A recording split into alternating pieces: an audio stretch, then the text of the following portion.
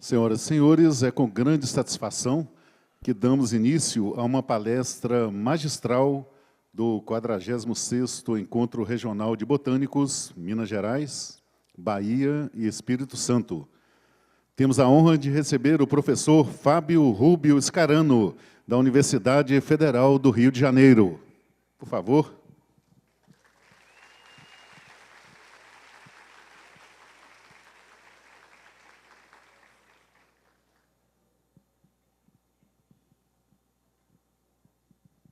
Ele é graduado em Engenharia Florestal pela Universidade de Brasília, com doutorado em Ecologia na Universidade de St. Andrews, Escócia. É professor associado de Ecologia da Universidade Federal do Rio de Janeiro, desde 1993. É também membro da Sociedade Linneana de Londres e curador do Museu do Amanhã. Foi professor visitante em universidades da Alemanha e dos Estados Unidos. No governo brasileiro, atuou na CAPES, MEC e foi diretor científico do Jardim Botânico do Rio de Janeiro. Nessa função, ajudou a criar o Centro Nacional de Conservação da Flora, CNC-Flora.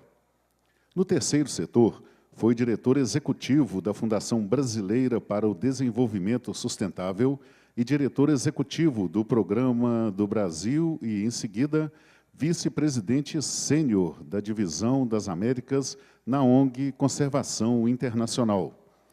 Foi autor no painel intergovernamental de mudanças climáticas, no painel brasileiro de mudanças climáticas. Foi coordenador de capítulo no painel intergovernamental de biodiversidade e serviços ecossistêmicos e é coordenador geral da plataforma brasileira sobre esse tema. Supervisionou cerca de 40 mestres e doutores, possui mais de 100 publicações científicas e foi agraciado com o Prêmio Jabuti para 2 de seus livros. Ao longo de sua trajetória, tem contribuído significativamente para os estudos em conservação da biodiversidade, ecologia vegetal e sustentabilidade. Para ministrar a palestra intitulada Imaginários da Sustentabilidade. Com vocês, o professor Fábio Rubio Scarano. Muito obrigado.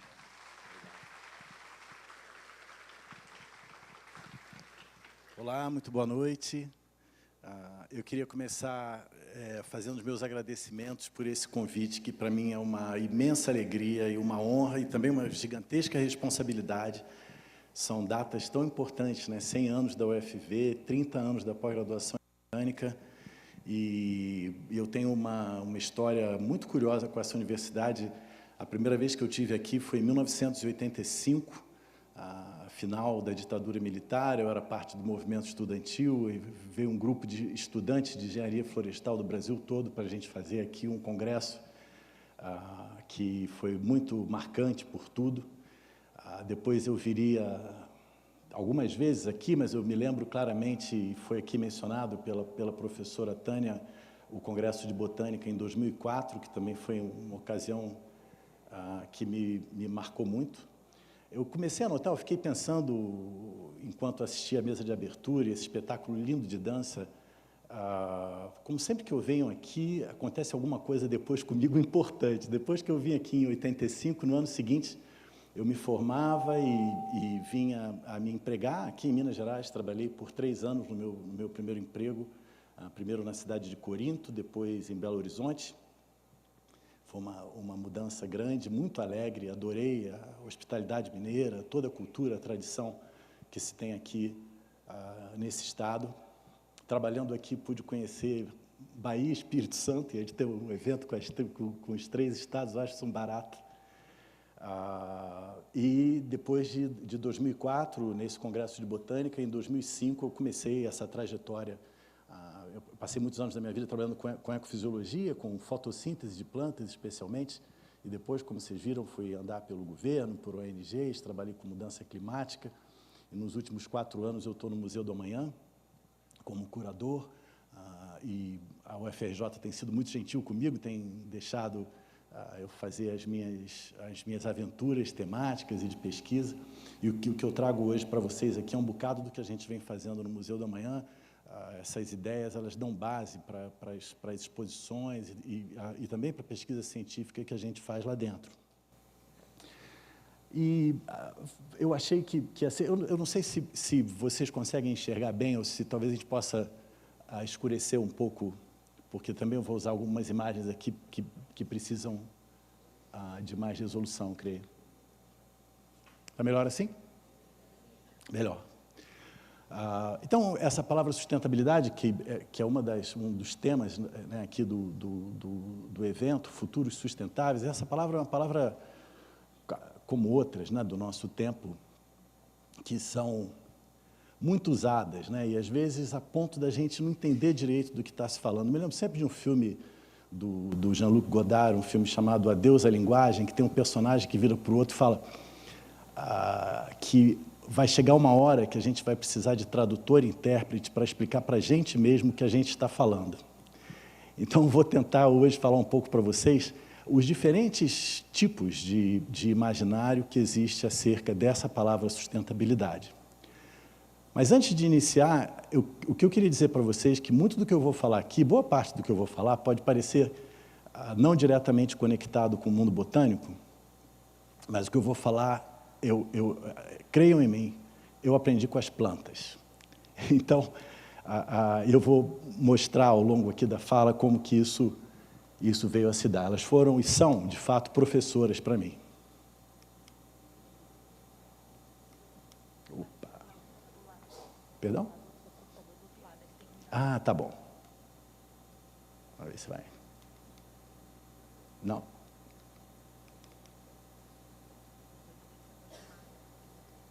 Deixa eu ver se eu consigo. Ainda não.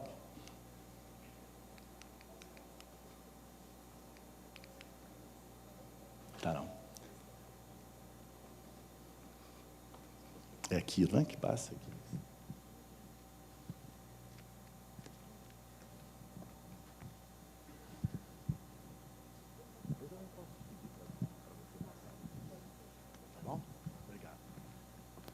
Bom, eu dividi o que eu vou falar nessas 5 partes. Vou começar falando um pouco sobre essas palavras, imaginação, imaginário, depois sobre antecipação, que é um conceito importante aqui para o nosso bate-papo, depois ideologia, utopia. Pode soar estranho, vou falar um pouco sobre apocalipse, eternidade e, finalmente, sobre pós-apocalipse. Tudo isso, todas essas palavras em torno do conceito de sustentabilidade. Próximo, por favor.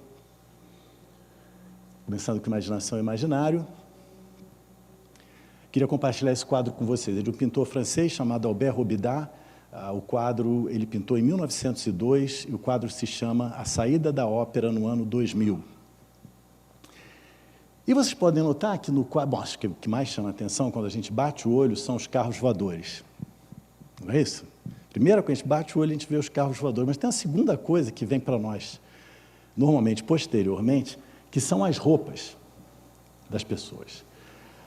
O Robida, ele conseguiu imaginar um futuro no qual haveriam carros voadores, mas ele não conseguiu imaginar pessoas com roupas diferentes, são as mesmas roupas. E, além disso, as pessoas que vão à ópera eram, e seguem sendo, as pessoas da classe social mais alta. Então, essa elevação da classe social se mostra no espaço aéreo, onde hoje elas ocupam, enquanto a Paris mundana está lá embaixo. Eu gosto desse quadro porque ele fala sobre a imaginação do Robida. Ele consegue imaginar carros voadores. Mas o imaginário desse tempo é um imaginário que diz que tem estratificação social. E que sugere que talvez essa estratificação não seja prontamente superável.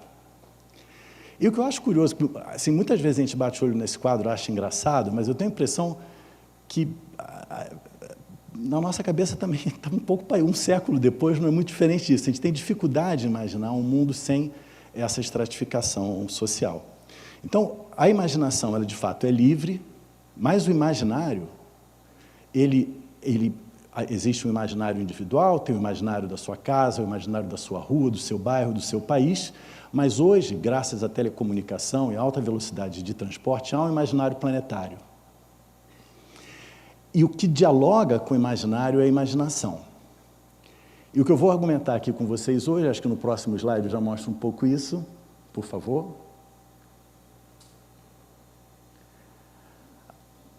A gente tem imaginação, mas o imaginário social nos tem.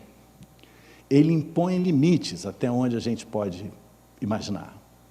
Sempre tem um momento que a gente vira e fala, você começa a imaginar uma possibilidade e fala, não, isso aqui não vai acontecer nunca, e você corta a sua imaginação naquele momento que você acha que aquilo não vai acontecer. Nisso que é tão bacana a gente conviver com as crianças pequenas, porque elas não têm limite para a imaginação delas.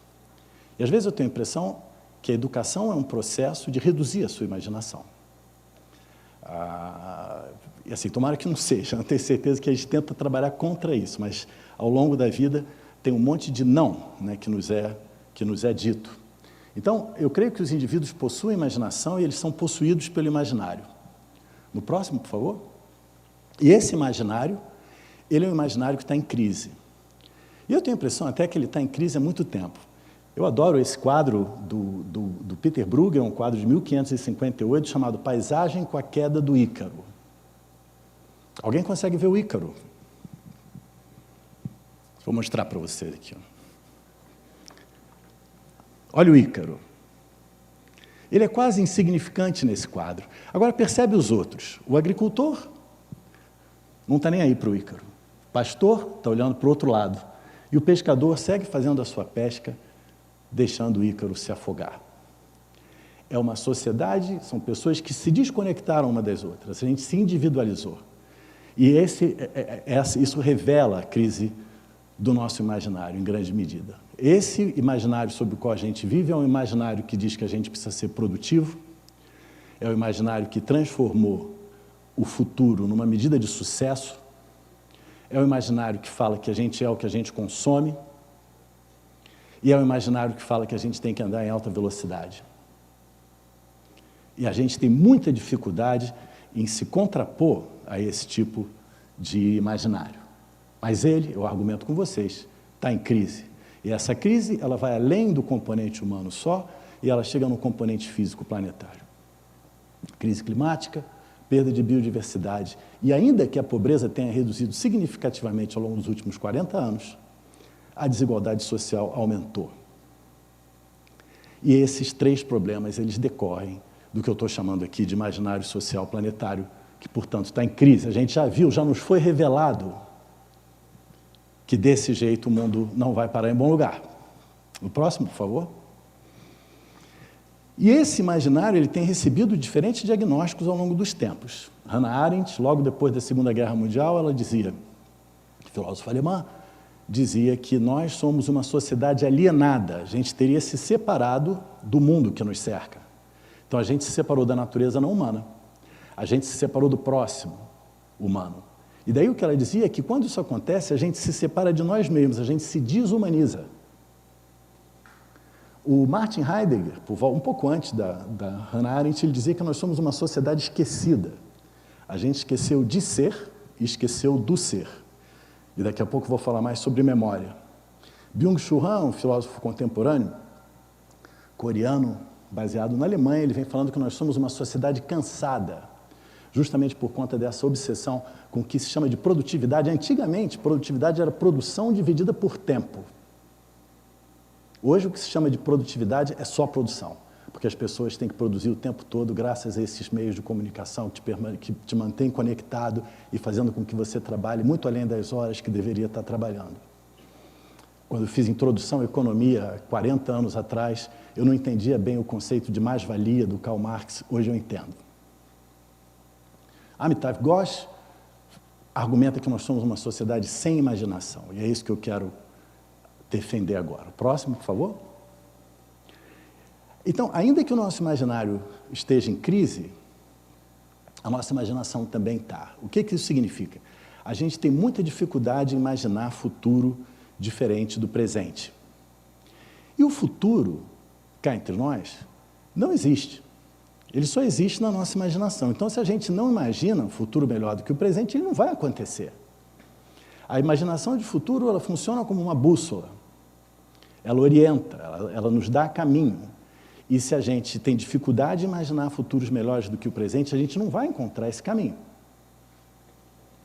No próximo, por favor. E agora eu vou fazer um pulo para a gente falar um pouco sobre antecipação. No próximo. Olha o que o Einstein falava sobre o tempo. E foi tão bacana, né, ver tanto a mesa de abertura, tanto se falou sobre o tempo, sobre datas do passado, sobre o presente, sobre o que se espera para o futuro. O espetáculo de dança, eu achei incrível. Essas coisas são... É interessante como acontece. Alguns dos trechos falados são trechos de uma série de filmes chamado A Natureza Está Falando, que foram produzidos por uma dessas organizações onde eu trabalhei, chamada Conservação Internacional. Fiquei emocionado aqui de ver isso ser recitado e com um espetáculo de dança tão lindo.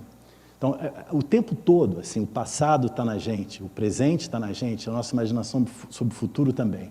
Então, Einstein dizia isso, que a distinção entre passado, presente e futuro nada mais é que uma ilusão persistente e teimosa.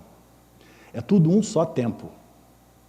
Tanto o passado como o futuro estão com a gente aqui nesse exato momento. No próximo, por favor. Olha o que a Clarice Lispector fala. Se eu tivesse que ir para uma ilha deserta com um livro, esse seria o livro que eu levaria. Um livro pequeno dela, chamado Água Viva, que é um fluxo de pensamento, como algumas das boas obras dela. E tem um momento que ela fala o seguinte: eu sou um ser concomitante, eu sou passado, presente e futuro ao mesmo tempo. Não só ela, todos nós somos seres concomitantes. Não só nós humanos, mas tudo que é vivo é passado, presente e futuro ao mesmo tempo. E como a gente exercita o passado, presente e futuro, instantaneamente, é o que eu mostro a seguir, no próximo slide. A memória é a nossa relação com o passado, a atenção com o presente e a antecipação com o futuro. Mas o curioso é que nós fazemos as três coisas ao mesmo tempo. Vocês prestam atenção no que eu falo, então vocês se situam no presente ao fazê-lo. Certamente, coisas que eu estou falando aqui remetem vocês à linda história dessa universidade, à linda história da pós-graduação em botânica, mas também remete vocês ao que vocês vão fazer com isso que a gente está conversando aqui agora. Talvez remeta a vocês, bom, que horas que eu vou dormir hoje? Mas isso tudo passa na nossa cabeça simultaneamente. A gente exerce memória, atenção e antecipação. E eu aprendi com as plantas que se você tem pouca memória e nenhuma atenção, você antecipa mal. E quem antecipa mal se extingue, individualmente, eventualmente até como espécie. E eu tenho a impressão que a nossa sociedade hoje, moderna, contemporânea, ela é uma sociedade de baixíssima atenção, não só pelas ferramentas tecnológicas que a gente usa, mas pela alta velocidade dos tempos, a gente não consegue estar num lugar só. E a gente é uma sociedade sem memória, a gente não tem memória do mundo. A gente mal tem memória do que os nossos avós ensinaram para nós, que dirá de outros cantos do mundo. E isso reduz o nosso repertório. E para a gente antecipar é a gente criar imagens de futuro em relação às quais a gente age. Para a gente criar boas imagens de futuro, a gente precisa ter repertório. E a gente precisa ter presença, a gente precisa se fazer atento. Coisa que eu acho que hoje a gente tem muita dificuldade. Então, a gente, de alguma maneira, precisa reverter isso. E as plantas são muito capazes de fazer isso, que eu acho que é a coisa mais interessante. O fato das plantas não se deslocarem como a gente se desloca exige que esses seres tenham profunda atenção. E precisam também ativar a sua memória, seja hormonalmente, morfologicamente, e a partir desse estado elas conseguem antecipar eventos que vão vir a ocorrer no seu ambiente, seja referente a nutriente, a água, a competição, predação, e se preparar para isso que vai ocorrer. Vivo falando para os meus alunos, quer aprender sobre antecipação, fica perto das plantas. O próximo.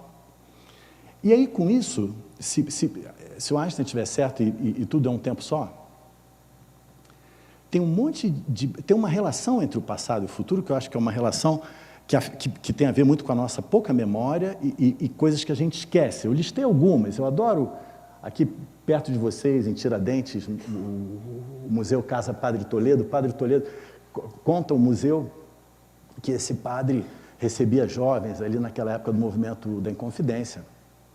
E supostamente numa noite regada a muito vinho, o Padre Toledo, animadíssimo, virou e falou: e se a gente se livrar de Portugal?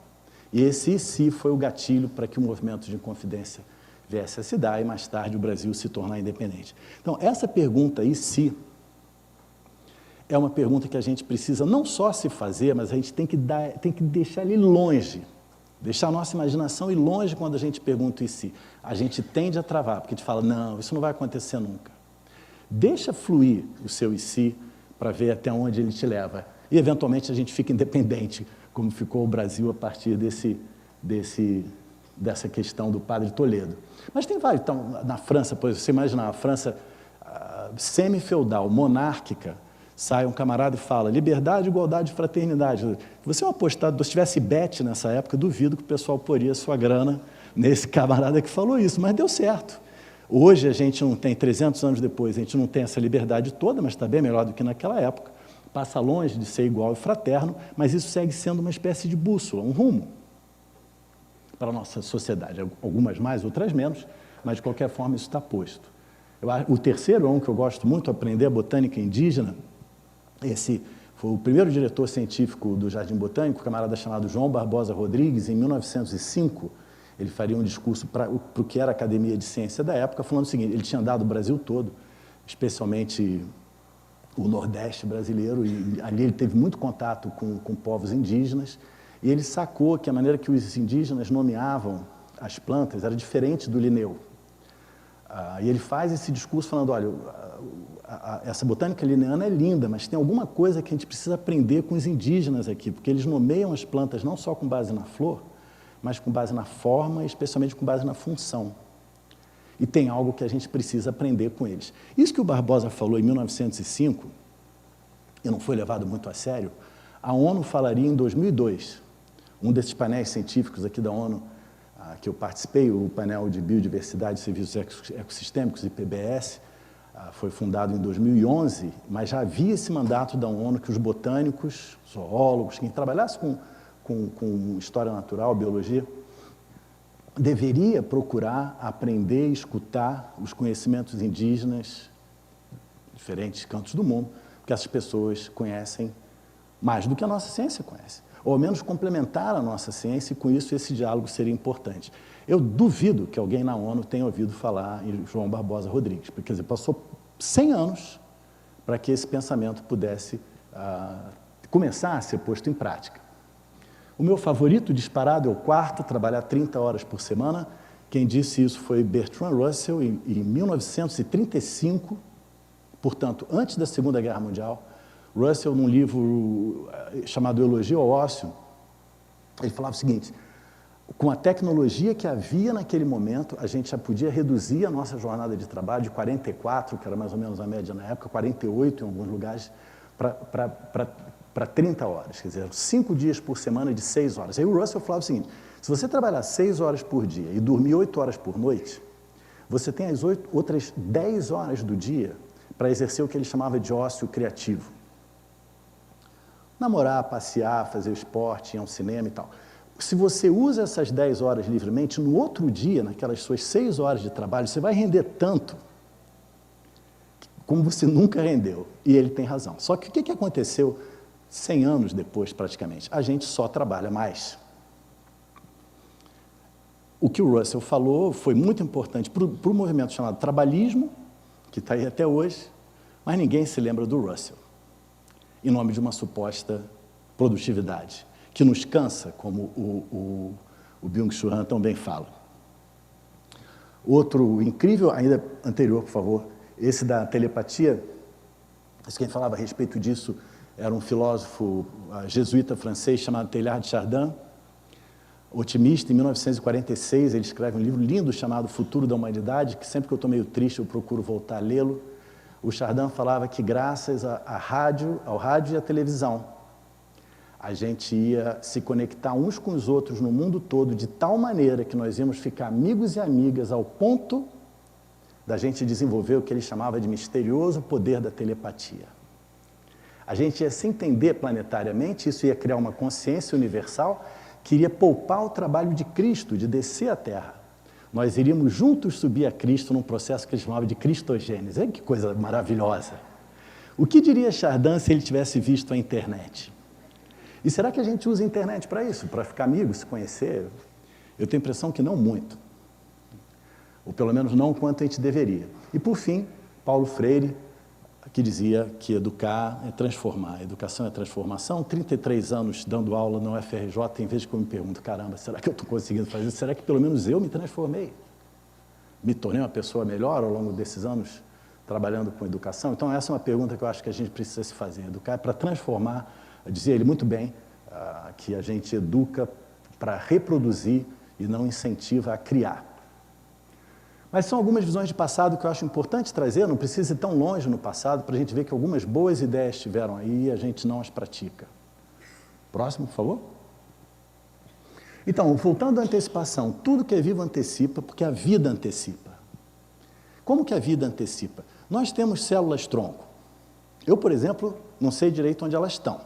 E eu tenho certeza que eu não tenho nenhum controle sobre elas, nem nenhum de vocês aqui. As células-tronco são um mecanismo antecipatório. Se a gente se machucar, elas entram em atividade para nos regenerar. Então, a vida tem mecanismos antecipatórios que fogem do nosso controle. Nós temos fantásticos mecanismos antecipatórios racionais. A gente faz previsão, como a previsão do tempo, econômica, a gente prospecta cenário, imagina cenário futuro e anda para o presente. São maneiras racionais de se fazer. E a gente também tem uma maneira intuitiva de antecipar. Às vezes você pressente que algo vai acontecer, ou que vai chover, ainda que a previsão do clima te diga uma coisa, você vê formigas correndo, ou você sente um cheiro diferente, aquilo te diz que vai chover. Então, há um campo da antecipação que é consciente, racional, há um campo que é inconsciente, e há um campo que eu chamaria de subconsciente. Agora, o fato é que antecipar é adaptativo. E quem antecipa bem aumenta a sua chance de passar de um momento presente para o próximo momento presente, que é o que a gente chama de futuro. Quem desenvolveu os estudos sobre antecipação, e que hoje é muito usado na filosofia, foi um biólogo chamado Robert Rosen, em 1985, ele dá uma base matemática para os processos antecipatórios, trabalhando com plantas. Então, por daí você vê, e hoje a filosofia, principalmente uma filosofia que se volta para o ser humano, uma parte do campo de estudos de futuros tem uma disciplina inteira chamada antecipação, que é baseada nos estudos desse biólogo dos anos 80. Próximo, por favor. E esses são alguns exemplos de antecipação. Esse é o quadro de uma artista carioca chamada Márcia Falcão. Ela... Ah, joia, obrigado. A Márcia é uma das nossas grandes jovens artistas. Esse quadro se chama Tô com Medo de Tiro. A criança em questão é a filha da própria Márcia, que mora na comunidade da Maré. O choro dessa criança é um ato antecipatório. Quer dizer, ela escuta o tiro, ela está atenta ao seu ambiente, ela escuta o tiro, ela tem um histórico acumulado, e vocês podem ver aquele patinho armado ali. Então, o ambiente dela diz para ela que aquele barulho, ela precisa ter medo. E o choro é a reação dessa criança para buscar a sua ajuda. Ela está se antecipando ao pior ao fazer isso. Então, o medo é um ato antecipatório. O problema é que quando esse medo se torna pânico, ele paralisa. E aí a gente não consegue tomar ação antecipatória. E, por vezes, eu tenho a impressão que a nossa é uma sociedade do medo, tamanha inércia da gente, dos nossos atos. A gente não consegue romper facilmente com alguns dos velhos hábitos. Todo mundo quer que o mundo mude, mas muitas vezes a gente tem uma certa preguiça de mudar nós mesmos, individualmente. Esse é um outro exemplo de antecipação, esse caso preventivo. Esse é um quadro do capixaba Sebastião Salgado, que recentemente passou por uma camada mais sustentável do universo, e o Sebastião me explicava que, nessa ocasião, eles estavam subindo o Monte Roraima, guiado por esse pajé. O pajé percebe a aproximação de uma chuva forte, pede que todos parem e faz uma oração para pedir aos deuses que a chuva não caia. Repara o estado de antecipação dos demais jovens indígenas aqui que estão guiando, e também a antecipação do Sebastião, fotógrafo, que captura o momento. Quer dizer, está todo mundo antecipando nessa hora. E essa antecipação, nesse caso, ela é preventiva, porque de fato não choveu. O pajé conseguiu controlar. Passando agora para esse outro campo, onde sustentabilidade ingressa mais fortemente, para discutir um pouco ideologia e utopia. O imaginário, sobre o qual eu falei há pouco, esse imaginário social, planetário e tal, ele contém ideologias, e essas ideologias disputam. Ao mesmo tempo, o imaginário ele também dá luz a utopias, e essas utopias ameaçam, contestam as ideologias existentes. A imaginação, por outro lado, ela se expande com as utopias. A utopia é um exercício de imaginação. Só que essa mesma imaginação, muitas vezes, é limitada pelas ideologias. Em última análise, ideologia é sobre poder, enquanto utopia é sobre subverter o poder. E hoje me parece muito curioso, porque se a gente chamar o imaginário planetário de neoliberal, dentro desse imaginário planetário a gente vai encontrar macroideologias liberais, conservadoras, totalitárias, socialistas, mas está tudo dentro do mesmo imaginário, no qual você precisa ser produtivo, precisa gerar capital, você tem que ter alta velocidade, por aí vai. Isso tudo, ainda que sejam ideologias diferentes, o imaginário me parece ser muito parecido. E eu não estou querendo falar que um é bom e o outro é ruim, porque, no fundo, ideologias protegem narrativas e culturas. Tem um lado muito positivo nisso. Por outro lado, pode sufocar desejos e sonhos alternativos. Já a utopia, que é uma expansão da imaginação, por outro lado, ela pode ser perigosamente irreal. E não foram poucas as utopias no século XX que se tornaram ideologias distópicas. Agora, veja essa frase que esse professor na Grã-Bretanha definiu como sendo o que para ele seria ideologia. Eu acho que tem mais a ver com o imaginário, mas vê se soa familiar. Somos persuadidos a gastar dinheiro que não temos em coisas que não precisamos para criar impressões que não vão durar em pessoas para as quais não ligamos. Horrível, né? Mas quem nunca, né? Acho que de algum grau isso, vez por outra, acontece. Mas isso fala muito sobre o que o nosso imaginário nos comanda. Já a utopia, eu gosto muito dessa definição da professora Ruth Levitas, ela é simplesmente um desejo por uma melhor forma de ser. E o desejo é algo que você educa, e a gente educa a partir de conversa com os outros, compartilhando os nossos desejos, vendo até que ponto o nosso desejo não afeta negativamente o desejo de outro. Então tem um lado aspiracional que eu acho que é muito positivo nas utopias. E aí nos são apresentados esses objetivos do desenvolvimento sustentável para serem alcançados até 2030, que eu tenho certeza que vocês todos estão familiarizados, e que eu tenho para mim que isso é como a utopia oficial, digamos assim. Teve todo um processo de consulta, começou em 2012 com um evento chamado Rio Mais 20, isso escalou até chegar nesses 17 objetivos, muitos deles louváveis, alguns questionáveis. Há muita colisão entre eles, por exemplo, trabalho e crescimento econômico, ou indústria. Isso claramente tem uma gigantesca contradição com clima, vida na água e vida na terra. Então, como conciliar essas coisas é parte da dificuldade desses objetivos. Mas, de qualquer maneira, será que a gente consegue alcançar esses objetivos se a gente não se tornar pessoas melhores, por exemplo? Se a gente não amar uns aos outros? Será que um objetivo do desenvolvimento sustentável importante não seria amar o próximo? Ter empatia? Cooperar? Esses são valores que também, se a gente não fala sobre eles, a gente os esquece. É isso que cai no campo do esquecimento que o Martin Heidegger falava. Mas isso parece não compor o ambiente diplomático.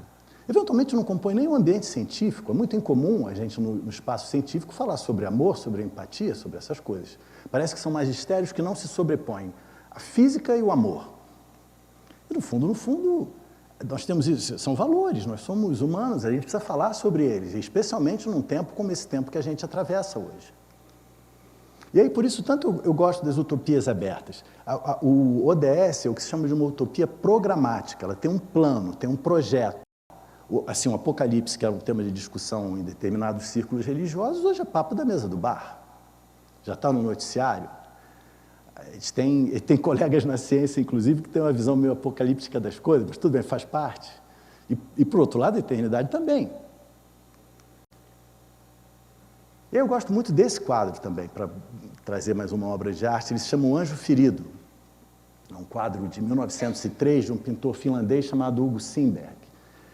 E ele é um quadro que, normalmente, a reação das pessoas é de uma certa melancolia e tristeza. A primeira vez que eu vi esse quadro, em 1995, por sinal, faz 31 anos que eu vi esse quadro pela primeira vez, eu parei diante dele e fiquei alegre. Uma senhora parou do meu lado e falou, meu filho, você não é daqui, né? Para ficar alegre diante desse quadro. Ela falou, por que você está alegre? Eu falei, porque eu acho que o ser humano pode ser tão bom que até anjo ele ajuda.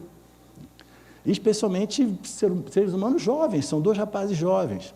Mas muito o que pega, depois a senhora, por sorte, era uma professora de arte, ela me deu uma aula sobre esse quadro, ela disse que tem, de fato, essa leitura mais otimista, mas a leitura mais comum tem muito a ver com o olhar desse rapaz aqui, que é um olhar crítico, né? E a gente se sente sempre cheio de culpa. Então, é como se ele estivesse olhando e falando, está vendo, esse anjo aqui caiu e machucou a asa? Você tem meio que culpa nisso. O sonho desse anjo que voa muito alto, ele caiu. Então, cuidado, não voa muito alto e tal. E aí alguns dizem que a roupa preta sugere morte e tal. Agora, uma coisa que é mais misteriosa no quadro é a venda nos olhos do anjo. E a venda simboliza a justiça. Então, eu tenho um pouco a impressão que esse quadro ele é menos sobre o que aconteceu antes. Ele não é tanto pelo que está acontecendo aqui, mas ele é aqui, ele é para onde esse anjo está indo. Essa planta que está na mão dele se chama snowdrop, gota de neve. A gota de neve é uma planta que simboliza justamente a esperança. Ela é a primeira planta que floresce quando neva no hemisfério norte. Na mão do anjo está murcha, mas no chão ela está viva, está bem. Essa cor amarronzada, que para a gente parece uma coisa meio ruim, também no hemisfério norte, é porque a neve se foi e a primavera começa a chegar. Eu tenho para mim que esse quadro, já que sustentabilidade é uma palavra que tem tanto... A última vez que eu vi, 2007, um artigo científico, o cara contou, ele falou que tinha mais de 300 definições diferentes para a palavra sustentabilidade. Vê bem. Para mim, sustentabilidade é o que eu aprendi com Leonardo Boff. Sustentabilidade é uma ética do cuidado. A palavra sustentare, no latim, significa cuidar. Então, cuidar da natureza, cuidar do próximo. E se cuidar é o que, para mim, define sustentabilidade. E esse quadro, de uma certa maneira, representa esse equilíbrio. São as balanças da justiça e a justiça cega. Esse anjo e esse jovem estão indo para um futuro de justiça, para um futuro sustentável. Graças a botânicos e botânicas como vocês.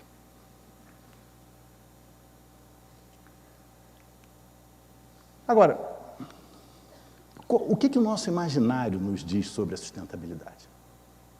Então, para alguns, a sustentabilidade é uma espécie de antídoto para o fim. O mundo vai acabar. E a gente precisa ficar sustentável para evitar que o mundo acabe. Alguns já acham que não, que o mundo vai acabar. E sustentável vai ser o que vai vir depois.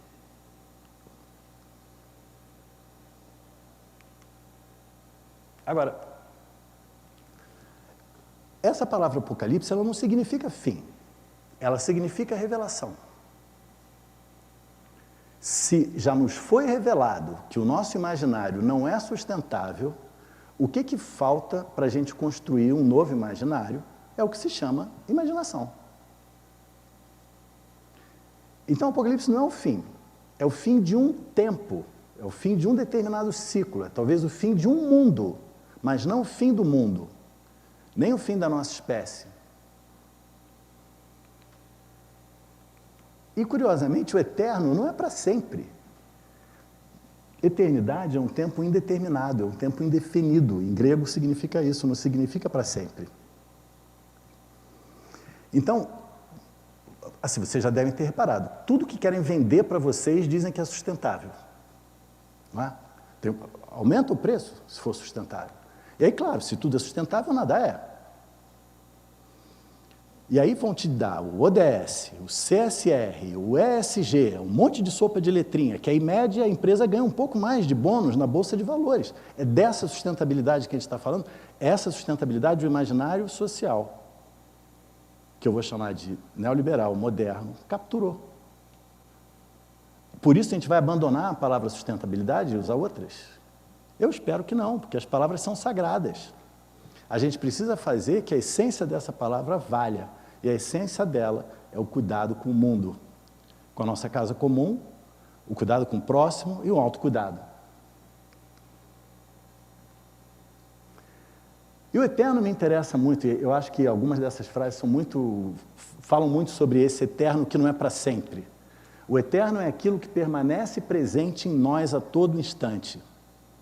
A gente carrega o eterno em nós. Ele não é algo que a gente alcança fora, ele está dentro de nós. A vida é uma sede insaciável pela eternidade, porque em toda a vida há algo eterno. Isso que a gente carrega dentro de nós. A eternidade é a morada do amor. Porque o amor, esse sim, ultrapassa o tempo. E o espírito, dizia o Schelling, é uma ilha eterna. Tem horas que a gente precisa sair do automático e da inércia da nossa matéria e pular para essa ilha, que é a ilha do espírito. A gente precisa transcender a nossa própria barreira física para alcançar esse local. E aí eu gosto muito, eu passei no ano passado um tempinho no México, e o México é um país muito curioso, eles têm uma outra relação com o fim, ou com a morte, e os meus colegas estudiosos de futuros lá no México, diferentemente de uma tendência global, eles são ultra otimistas, eles estão achando tudo ótimo, que vai ficar tudo bem. Eu falei, gente, não é possível assim. Então eles falam o seguinte, Fábio, a gente já está no pós-apocalipse. A gente já viu vários apocalipses. Olha, o Bin Laden foi um apocalipse, a crise da economia em 2008, outro apocalipse, a pandemia nem se fala, esse talvez tenha sido o maior de todos. Tem apocalipse todo dia. Rio Grande do Sul passou por um apocalipse, Ubá há pouco tempo passou por um apocalipse, os indígenas brasileiros passaram 500 anos disso, os povos escravizados também. Mas passou. A gente já está no... É muito diferente a gente pensar que a gente está indo em direção ao fim, ou a gente sentir que a gente tem na nossa mão as sementes para um novo começo. E se tem alguém que manja de semente, são vocês, botânicos e botânicas. E o que nos cabe a essa altura do campeonato, eu acho, é erguer uma nova civilização. E a gente tem que colher um monte de coisa boa que o nosso tempo fez, porque, de fato, a humanidade, por incrível que pareça, vive o seu melhor momento, ainda que seja o mais perigoso. Então, a gente tem que pegar as coisas boas do nosso tempo, deixar o que não é bom para trás e construir um novo tempo. E quem falava muito bem sobre isso era o Antônio Bispo dos Santos, também passou recentemente, o Nego Bispo. Ele falava que a vida não é começo, meio e fim, a vida é começo, meio e começo. A vida é um processo de compostagem, não tem fim, dizia ele, falava muito bem. O espírito, essa palavra espírito significa ar em movimento, significa respiro. Na alta velocidade do nosso tempo, a gente não consegue respirar por vezes. Na correria, para e respira, que aí seu espírito vai vir. Esperança é confiar no positivo. Espontaneidade é livre vontade. A utopia não é um ponto de chegada, ela é um caminho. A graça é a gente se reconectar, é a gente se reconectar com o próximo, se reconectar com o mundo, com o humano, com o não humano, com a gente mesmo. E o salto, essa transcendência, a possibilidade, talvez seja uma grande diferença do ser humano. A gente consegue transcender a nós mesmos, mas para isso a gente precisa ter presença. Esse é um mural pintado em Oslo, onde se entrega o Prêmio Nobel da Paz, e a frase que está dentro daquele balãozinho diz o seguinte: esperança é a única força mais doce que a do desejo humano. Liberdade, justiça e paz nascem da mesma força. Isso, para mim, define sustentabilidade. Para pegar um outro nobre mineiro, João Guimarães Rosa, uma passagem linda de Grande Sertão Veredas, ele fala sobre o meio. Eu atravesso as coisas e no meio da travessia não vejo. Só estava entretido na ideia dos lugares de saída e de chegada. Assaz o senhor sabe, a gente quer passar um rio a nada e passa, mas vai dar na outra banda, num ponto muito mais embaixo, bem diverso do que primeiro se pensou. Viver nem não é muito perigoso. A vida não está na saída e não está na chegada, ela está no caminho, está na travessia. E o nome desse caminho é utopia, que para a gente construir, a gente precisa imaginar, sem as amarras do nosso imaginário social. E lembrando Antônio Bispo dos Santos, vida é começo, meio e começo. Isso para mim também define sustentabilidade. Não tem fim e não é para sempre. Muito obrigado.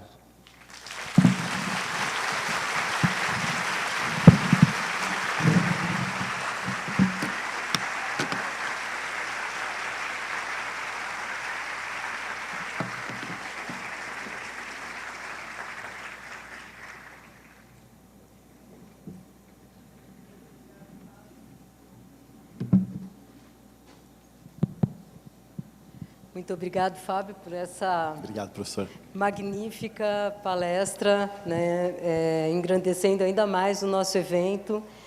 Nós temos uns minutinhos para perguntas, né, e é muito bom a gente ter esse pulso de esperança nesse momento que a gente vive, né, e eu fiquei muito comovida e feliz com a sua fala.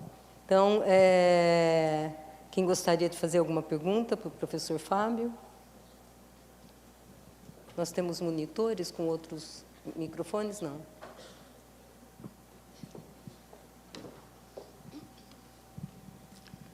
Fábio, obrigado pela palestra. Você foi desenvolvendo a palestra e o pensamento sempre me prendia numa pergunta: é otimismo ou é pessimismo, né? Qual o caminho que a gente está seguindo? Porque o pessimismo ele alimenta o otimismo e vice-versa. A gente fica um pouco aprisionado nisso, né? Às vezes você tem uma ideia de fazer alguma coisa que vai funcionar e isso te aprisiona de determinada maneira. Quando você não consegue, você passa a ser pessimista. É um pouco de um ciclo. Como é que você vê isso? O que nos alimenta nesse ciclo que não termina nunca? Legal, João. Muito obrigado. Obrigado a você, obrigado, Renata, também pelas palavras. João, eu sigo o Ariano Suassuna. Ele falava que, como é que ele dizia?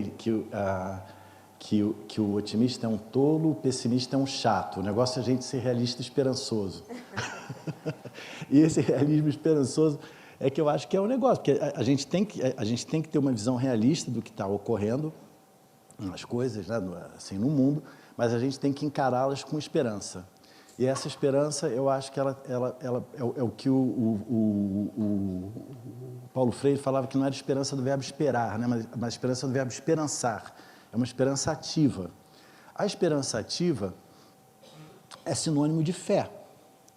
E aí, nesse caso, eu tiro qualquer camada religiosa dessa palavra fé, ainda que a gente possa usá-la também nesse sentido, mas fé é simplesmente acreditar que as coisas podem ser melhores do que são. E que a gente tem um papel nisso, a gente tem agência. Então, a minha prática individual é um pouco essa que eu mencionei. Quando eu acordo de manhã, todo dia eu posso estar exausto. E tem dias que a gente não está muito afim de levantar, né? Eu falo, putz, hoje eu vou dar aqueles 5 segundos a mais de energia para tentar fazer um pouco melhor do que eu fiz ontem. E isso eu acho que é o que me move. Eu acho que muitos de nós essa possibilidade move, né? O fato, assim, pô, vocês que construíram essa utopia aqui da pós em botânica, só faz isso se você tiver muita esperança e fé. Senão, não faz.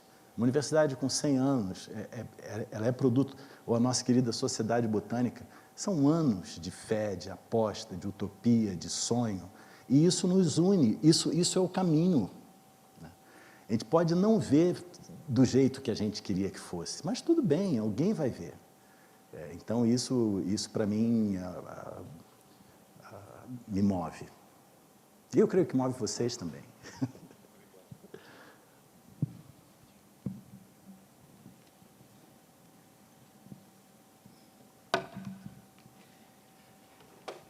Fábio, você falou sobre educação ser transformadora.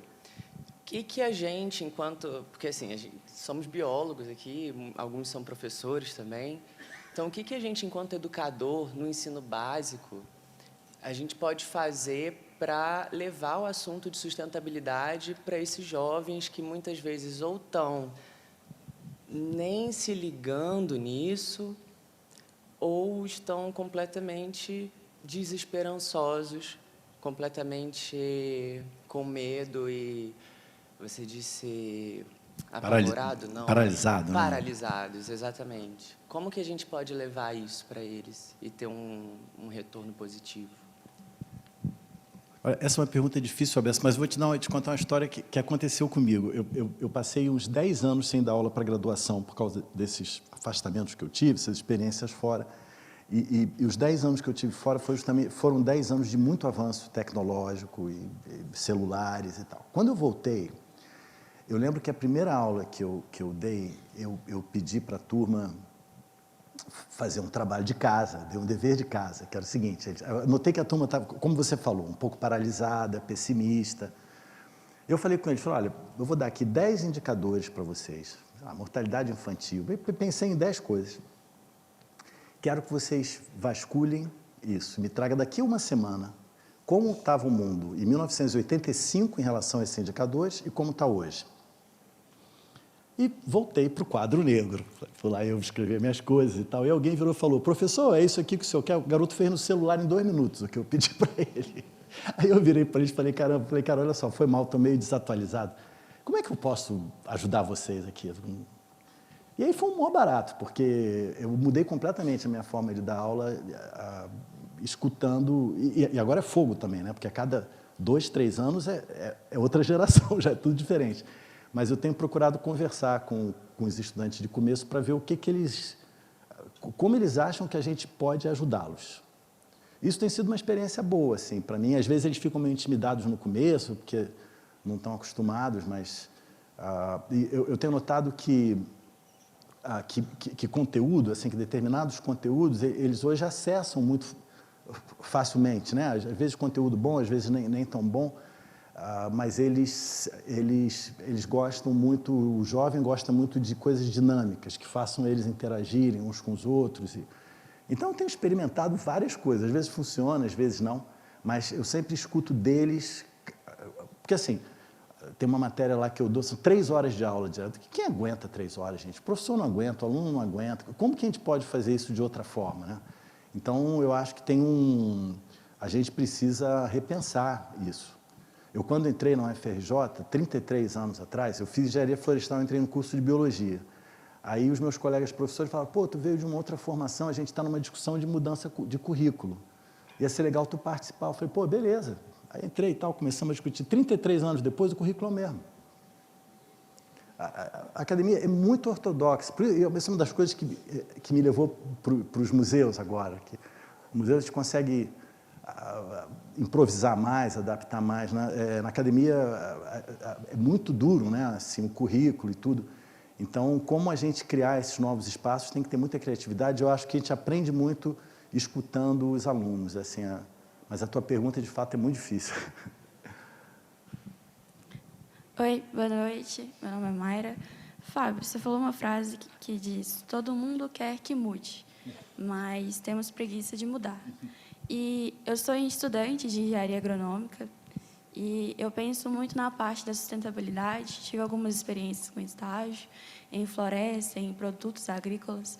E a parte mais difícil da indústria é manter a sustentabilidade no campo.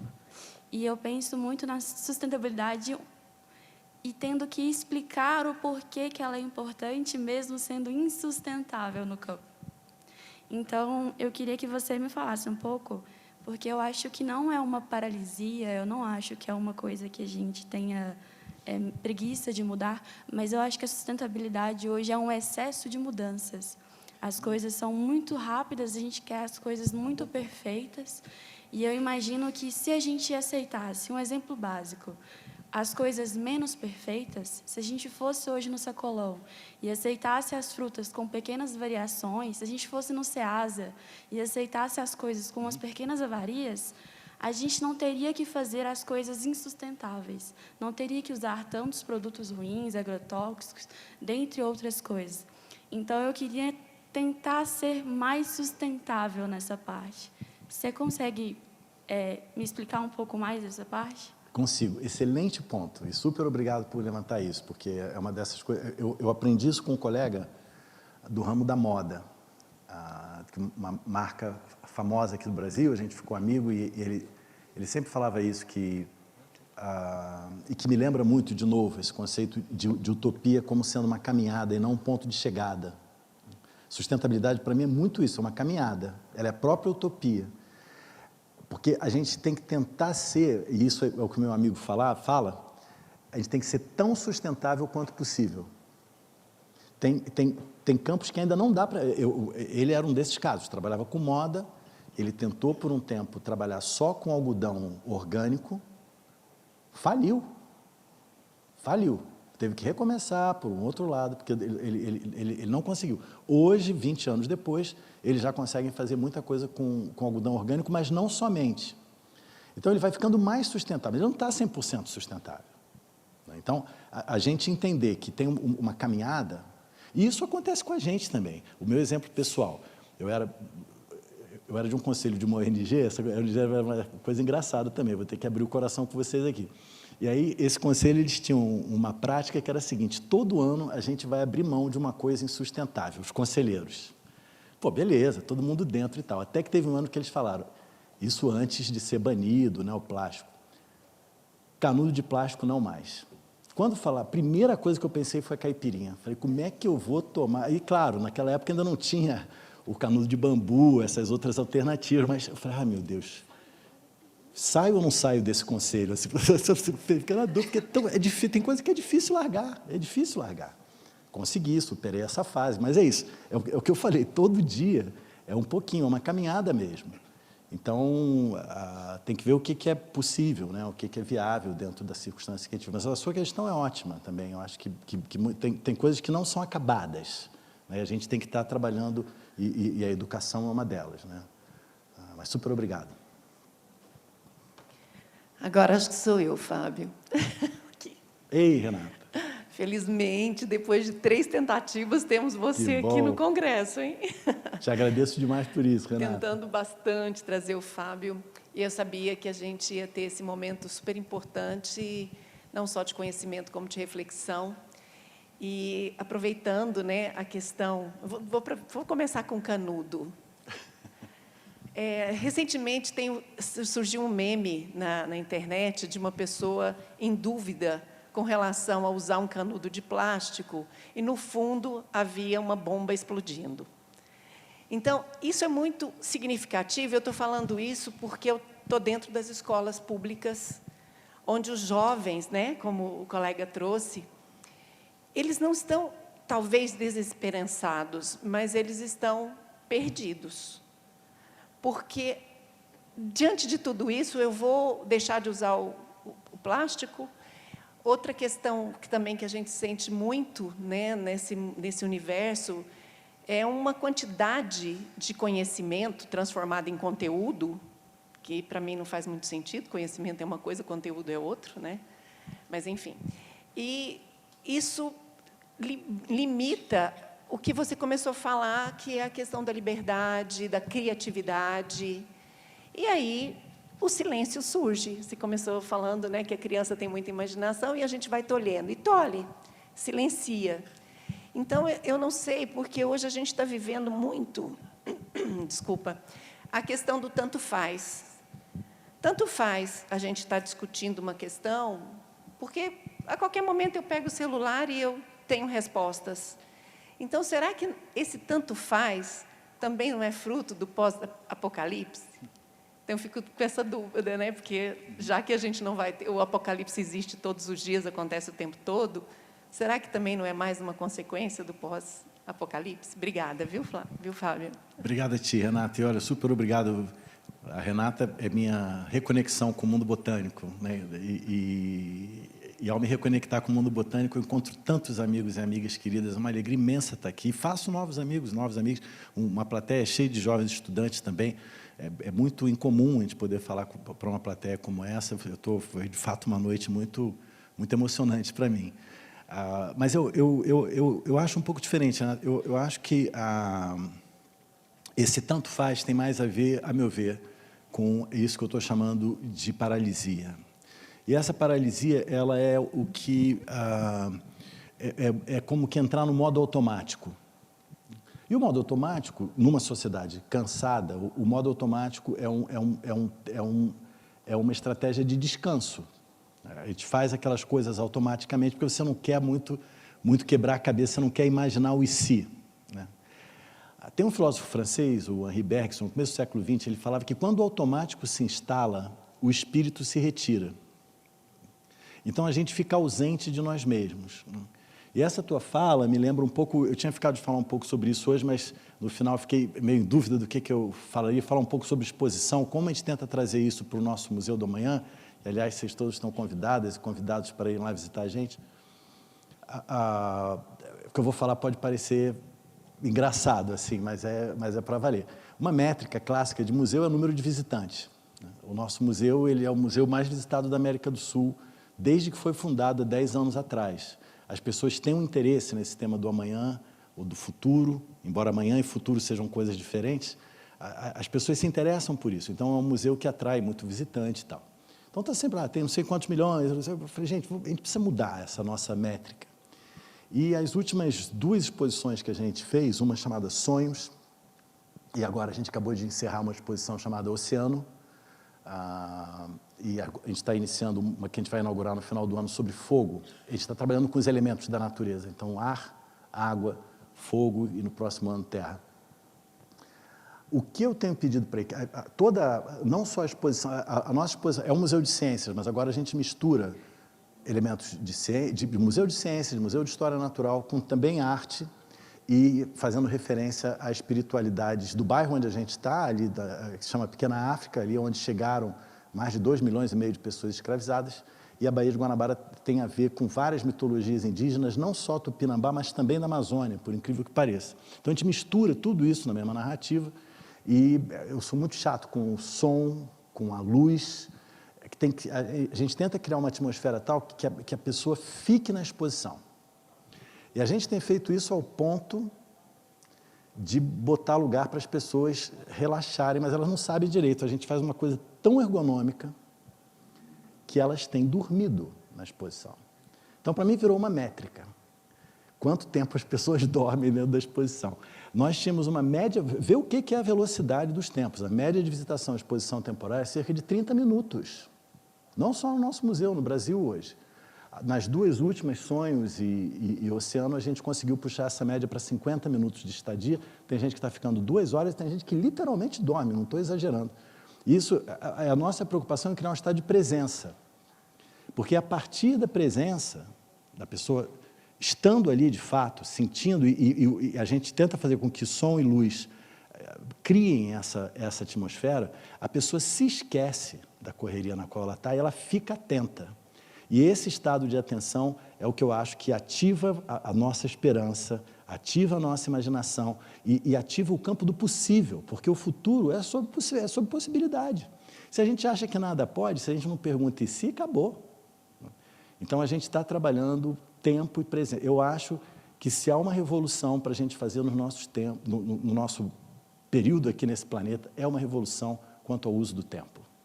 A gente tem usado muito mal. E essa correria é o que leva a esse estado do planeta todo, aqui como a gente vê. E dizendo isso, eu queria dedicar essa fala minha, esse nosso debate, ao meu querido amigo Paulo Eugênio, que está fazendo aniversário hoje, professor da UFO. Valeu, Paulo! Isso é uma amizade de 40 anos, adoro esse homem. Beijo, Paulo. Bom, gente, então, mais do que justo, a gente conclui a nossa palestra de abertura, agradecendo mais uma vez o professor Fábio, né, por essa lindíssima explanação, e convidamos todos para comemorar o aniversário do Paulo com um coquetel ali no multiuso. Aí lá nós cantamos parabéns para o Paulo.